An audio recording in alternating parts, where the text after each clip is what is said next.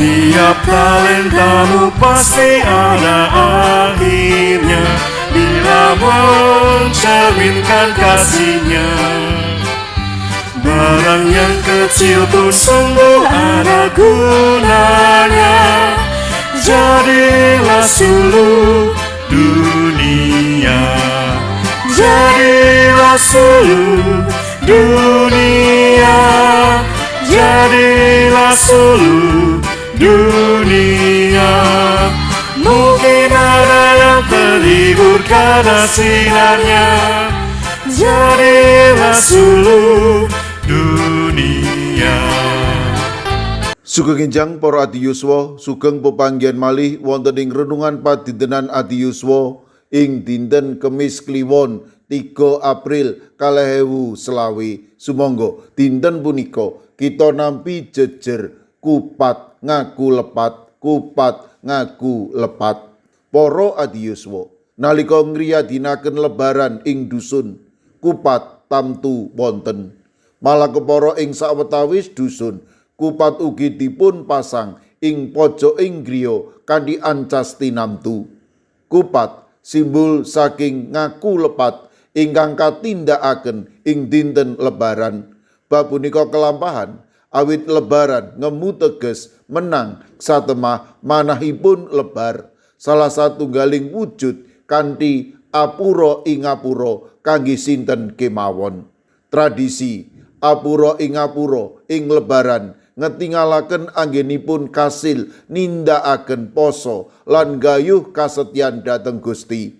Wujuding kasetyan inggih menika raos sareh mboten nesu lan apura ing ngapura dhateng sinten kemawon.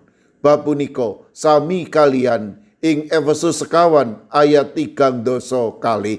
Nanging kuwi dipadha sumanak mungguh ing siji lan sijine, kebak ing sih katresnan lan apura ing ngapura kaya dene Gusti Allah ana ing Sang Kristus iya wus ngapura marang kowe kabeh.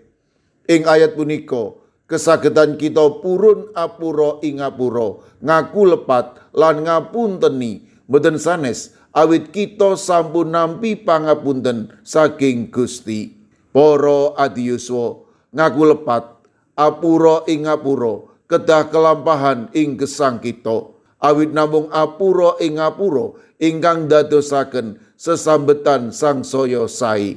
Purun mangertosi winatesing manungsa lan imut menawi Gusti Allah kebak ing pangapunten. Milanipun monggo kita sami kupat ngaku lepat kebak ing pangapura ingkang badhe ndadosaken gesang kita sangsaya tentrem lan kebak ing pirukun. Amin. Sumangga kita ndedonga. Matur nuwun Gusti, dinten punika paduka paring pepimut amrih kawula kebak ing apura ing ngapura kanthi perkawis ingkang mekaten gesang kawula kalian sinten kemawon tentu badhe nggadahi sesambetan ingkang langkung sae. Kawula pasrahaken kawontenipun para adi yuswa dalasan anak putu kawula ing pundiya papan. Monggo paduka ingkang reksa, paduka ingkang berkahi matemah para adi yuswa dalasan anak putu kawula tansah rineksa binerkahan dening paduka.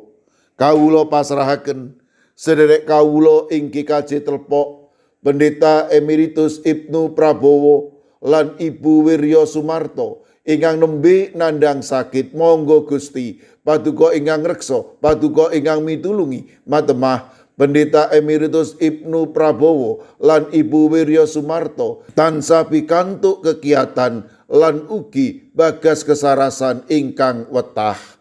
Mekaten ugi kawula pasrahaken sederek kawula Ibu Francisca Ratih putranipun Bapak Sugianto ing wilayah gangsal ingkang wedal sakmangke nembe nandhang sakit wonten ing Palu. Kawula pitados paduka ugi ingkang badhe makarya lumantar menapa kemawon matemah Ibu Francisca Ratih ingkang nampi wetahing kesarasan peparing paduka.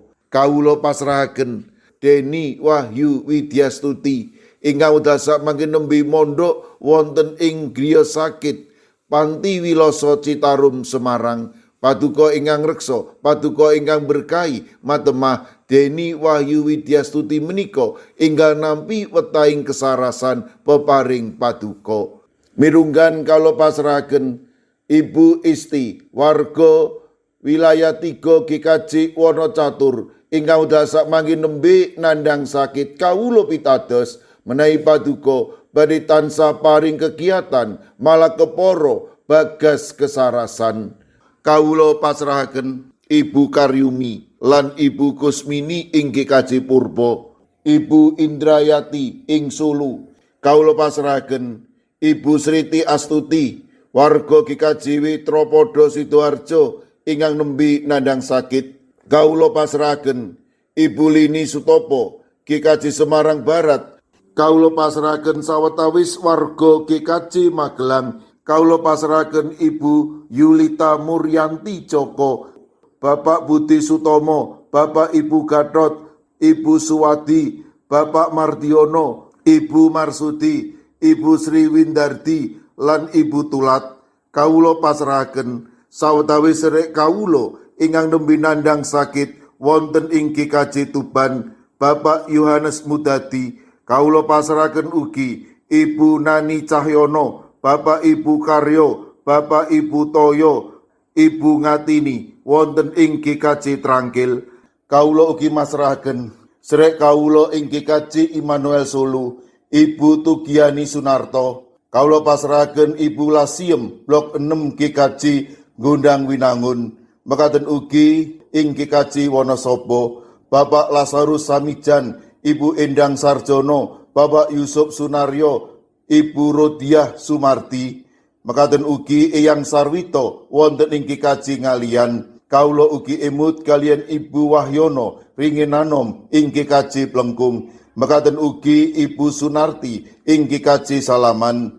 Ing GKJ Ungaran kawula masrahaken Ibu Sugito, Bapak Sembiring, Ibu Munarti, Bapak lan Ibu Tugiman, Ibu Surisno. Mekaten ugi kalau pasrahaken Ibu Tati wonten ing GKJ Immanuel Solo, Bapak Jatmiko ing Denpasar, Ibu Warsi ing Kemenjing, Ibu Apri wonten ing Canden. Kawula pasrahaken sedherek kawula ing GKJ Sragen, Bapak Ursito Riyadi, Ibu Sumiati, Bapak Suyanto. Mekaten ugi sedherek kawula Bapak Chandra Deni Saputra ing GKJ Karangdawa. Kawula ugi masrahaken Bapak Bambang Sugiri, Bapak Dalmin, Bapak Wisno ing GKJ Pugeran.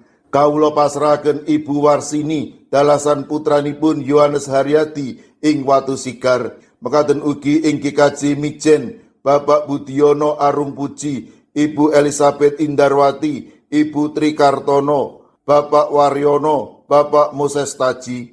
Kawula pasrahaken Ibu Sukarni, Ibu Sutarwi, Bapak Daniel Agus ing GKJ Banyumanik. Mekaten ugi ing GKJ Tanon kawula pasrahaken Bapak Suhadi.